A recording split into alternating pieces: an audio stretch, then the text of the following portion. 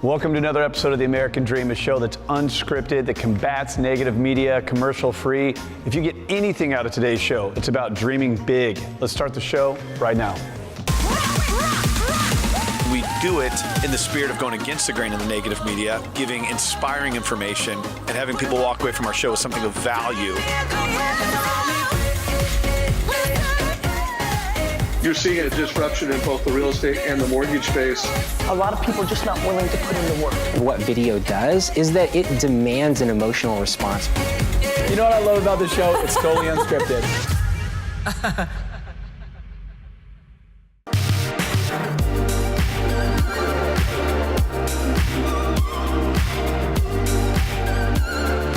So we talk about this show, The American Dream. A big piece of it is how it's a mindset, not a circumstance. I don't know if there's anyone who better illustrates it than a guy named Grant Cardone.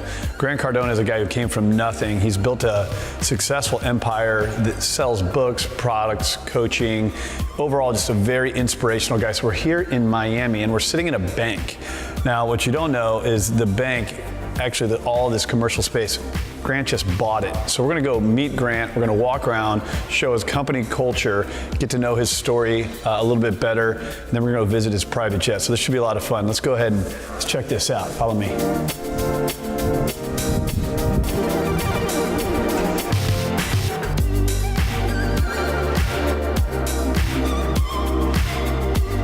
So let me bring you back here, Craig. Okay. So this is our e-commerce right here. We'll do about maybe 40 this year. Snap a few shots and everything. And so, hey, Ryan Secco, how you doing? Amazing. He's a pilot and works in the real estate. He's moved from phones to pilot to we're going to raise $1 billion in cash for real estate deals. So we bought this building and we're blowing out all the way to that side. I need all the room in it. Yeah, what's going on, guys? What's going on? Hey, so this is the boiler room right here, okay? These guys are making phone calls all day long, cold calls, warm calls, and follow-up calls. Hey, guys, say hi to Craig, will you? That's how we roll, dog. That's how we roll. Hey, let me get 2 claps to the Ric Flair! I fucking love it. Yeah.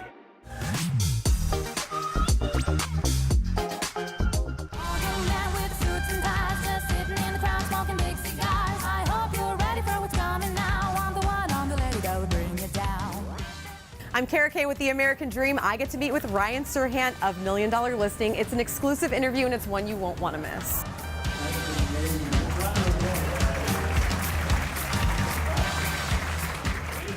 Are you ready to cheers to your book and all your success? Sure. Okay. Are we drinking this? Yeah, I mean, Are we chugging I know it? nothing about wine. I'm Kara Kay, and today I get to speak with Ryan Serhant. He is here in San Diego promoting his book. We are excited to read it. You do so well in real estate, and you know the power of media and TV. Thank you again for being here with us. Thanks for having me. Of course. With the wine in the wine room. It couldn't be classier, in my opinion. I know, this is very classy. I should have worn a tie. So I know that you know the importance of TV and media. How important do you think that is in real estate today? I think media is incredibly important in all businesses. I think any business that does anything for marketing in any way, shape, or form is now a media company. I mean, if you're a real estate brokerage like I am in New York City, we don't build the apartments, we don't build the buildings. We're not really real estate brokers, we're media brokers, right? I find different ways to market my properties via media. And so for me, television has been huge, and now we do a lot through the digital space, right? You can see that a lot of networks are going digital. I have a YouTube vlog now, just to try to hit a different viewer base. It's really important. Sure, I think you, of all people, know the importance of getting exposure to listings, which is why you've gotten into TV and media. Now talk about the transition into how important it is to be social as well as on TV. Yeah, I think that if you're a salesperson, right, which is what the book is for, is anybody who sells anything, you're really selling yourself, right? You're creating a relationship. You sometimes have to talk about the product. Sometimes you have to go into the price. Sometimes you have to go into the features. You need to have all that information, but that's what you need to do. That's the job, right? Everything else, especially through social media, especially through different forms of media, is building that relationship passively, right? This, you and I talking right now, is an active communication, building a relationship. But I can hit so many more people through social, through YouTube, through LinkedIn articles. People talk about passive income all the time. For salespeople and for a lot of people in our generation, kind of the gig generation, we have passive relationships, our passive income, because those will turn into other sources of work for us down the line, and we just don't even know what they are. If you are talking to a realtor who really wants to make it tomorrow and in the future, what advice would you give them? I am always blown away when I meet new salespeople, especially real estate agents, who post on Instagram once a month, who aren't doing anything on YouTube or on Facebook or on Twitter, and they say, well, that's not really me. Well, then the job isn't really you. Thank you for watching. Link, subscribe, you know what to do. Oh. Like and subscribe. Oh. Not like and subscribe. You can't sit there and complain about not having business or sit there and complain about how the market's so tough if you're not actively doing things that are under your control. And what's under your control is putting out media. There's so many different places to absorb content these days, and so many real places to hit real people, to target them directly in your neighborhood, on your block, like that age group. It's all about consistency too, right? It's a really, really important word, and it takes a long time. Like for me, it took me 3 years before I stopped thinking about quitting real estate every day. It was tough. And same thing for social media and all forms of media. Like, you have to be consistent with what you put out there all the time, and that way people know what to look for. Now, what do you guys think as a team? What does the American dream, I guess, mean to you in your office? It's freedom of choice to be able to own a home if you want, or rent a home if you want, or to be able to have this job or this opportunity or that opportunity without repercussion other than your own expectations and your own stress that you put on yourself.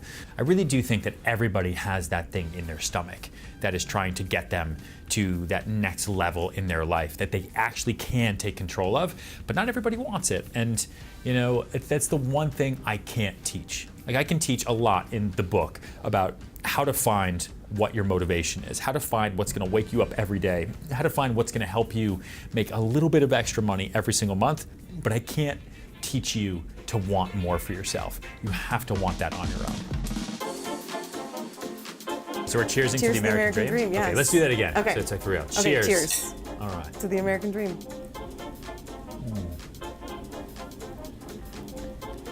Am I supposed to drink more? No. Okay. How did we do? I am infamously terrible at alcohol.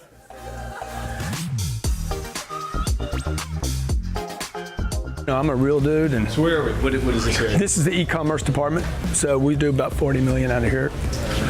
Okay, so you do. Everything: Facebook, Instagram, webinars. What is the product line? So the Coaching. the product line's everything from 10x hat, $20, cufflinks, to $80,000 program right here. So this is educational. This is what I started with. I was basically educating sales organizations, big companies like from banks to car dealers, car manufacturers, on how to handle a customer differently. So he's doing a video Skype conference call. Let's go back and see. Hey guys, how's it going, guys? They can hear you. What's up, baby? Hey, you guys are awesome, man. I got my little glow on. How do I look? You're looking good. You look amazing. Dave's got a little filter, light filter here. For that. Hey, really appreciate you guys. William, Jason, Elliot, Amanda, Lauren, thank you guys for being here. Thank you for being a customer. Anything we can do to help you guys, let us know, all right? Okay, thank you. So that's how we support our customers through Skype calls, Zoom, video conference. What's up here? This is a stat board. Okay, this is Jeremy's made 110 calls. George Badia's got 2 minutes and 44 seconds, 2 hours and 44 minutes of talk time already. You guys need anything, let us know in between. Corey Gill, I don't know where Corey Gill, where you at, Corey Gill?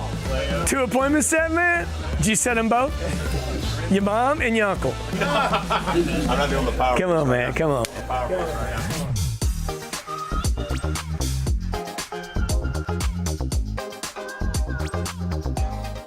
Welcome back to The American Dream. My next guest is Bruce Jones. He is an award-winning luxury real estate professional with RE/MAX Fine Homes. Bruce, great to see you again. Hey, great to be back. So, Bruce, tell me a little bit about the trends that you're experiencing right now in Nashville. Nashville is really leading the way now for the country, I think. everybody wants to know what's going on in Nashville. It's definitely a hot community, a hot topic across the country. I've been in this business here for over 22 years, and this is by far the best year ever. And it's like, but I'm starting to see some trends in terms of I think the prices are maybe plateauing a little bit, and like not going down, not going up. And it's like, but just kind of holding steady for a while, which is about what we expected. I think a lot of it has to do right now with some rates going up. People look at their monthly payments. Of course, and things like so. With rates kind of inching up a little bit and stuff, I think it's causing the price ranges for price homes to plateau a little bit. So, is there as much inventory, or are people really deciding, you know what, I'm going to stay put? I've got a great interest rate locked in. I'm not going to list my house or look for a new house to purchase. I think there's a lot of pent-up demand still because people that would like to move but just haven't found that house yet. So they're just kind of sitting tight, and they can afford to sit tight because their payment is really low. There are some other styles, I will say, of homes that are really appealing to buyers right now, which is the contemporary open floor plan. Those type of homes, they're more a modern home, very a lot of straight lines, very contemporary looks, and things like those are very hot properties right now. If a builder builds it correctly and it's like really trends it out the way it should be on the modern home, or things like they will sell, and they sell at a higher price per square foot.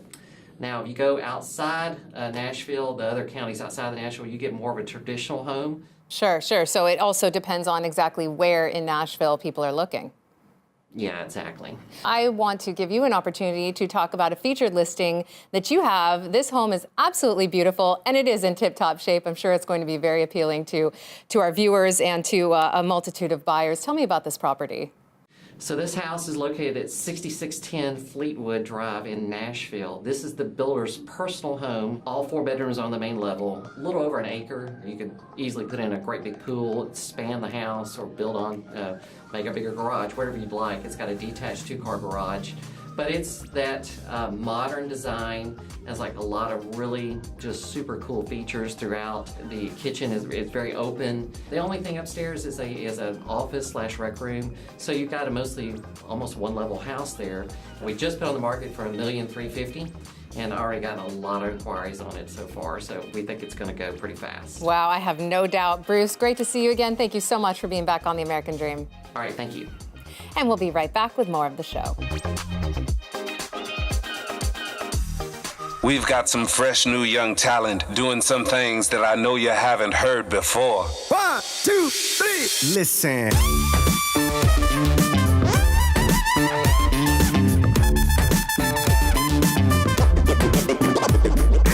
What I love about you, Grant, is that there's a lot of people out there right now, and they're preaching bullshit, right? There's a lot of snake oil salesmen that live online now, and I've followed you, gotten to know you. You really live what you talk about. I mean, 10X isn't just some brand. Like, you're actually someone who invests time, energy, and capital into growth. Where does that inspiration come from? Because it's definitely real, man. In the beginning years of me being an entrepreneur, I didn't spend any money. I didn't have any employees. I had a half of an employee. I worked out of my office. I did everything on the cheap. What year was this? This is, late 90s. Okay. Even for the first 20 years, though, of my career, like if you go back and look at what I was doing, I was a speaker and a consultant on how to grow a business, but I didn't have a business. Okay. And I hated it. Yeah. Because every time I'm talking to a guy about growing a business, when I went back to my hotel that night, I was just selling time. Sure. I was the guy you were describing. Why do you feel so much more confident today? I got 115 employees that 30 of them probably will become millionaires. Wow. I'm not Facebook. I'm not Amazon. Like, I'm not doing this on the backs of Wall Street. This is now I'm orchestrating a business. This has all happened in the last 8 or 9 years. Incredible. Yeah. When you take the lid off of, that's why I'm so passionate about what I talk about. Because when you take the lid off of this idea that you're going to work from home, that's so popular today. Yep.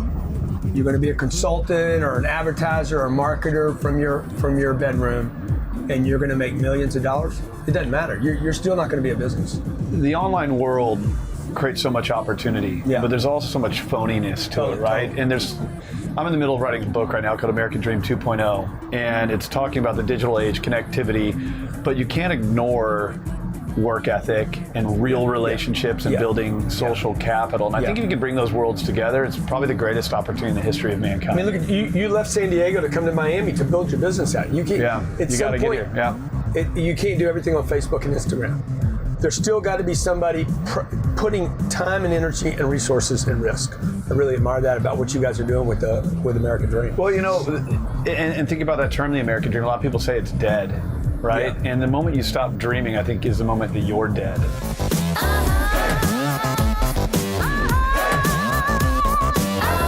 Tell us what's next for you. So you got a big event coming up, but give us 3, 5, 10 years. Where do you think you go from here? I have a company that I think I can take to $10 billion. My goal is to build the biggest real estate company, privately held real estate company in the country. So you're still inspired, still hustling. Yeah, still excited. We just, just released a book. It was the best release of any book I've ever done by 10 times. Wow. And so we're excited about a lot of stuff. I want to make the people that either partner with me or work with me to be, to do as well as I'm doing, if that's possible. And I think it is. You're really inspiring people, man. As I was driving over here, we're posting, doing the social media thing too, and I can't tell you how many messages I'm getting from people telling me to thank you. Oh, dude, that's awesome. Yeah, so I hope you get that on the day-to-day, but I just want to share that with you. Yeah. Appreciate you having us out here. It's been a lot of fun. Appreciate you, okay? We'll take it up in the air next time. Yeah, let's do it.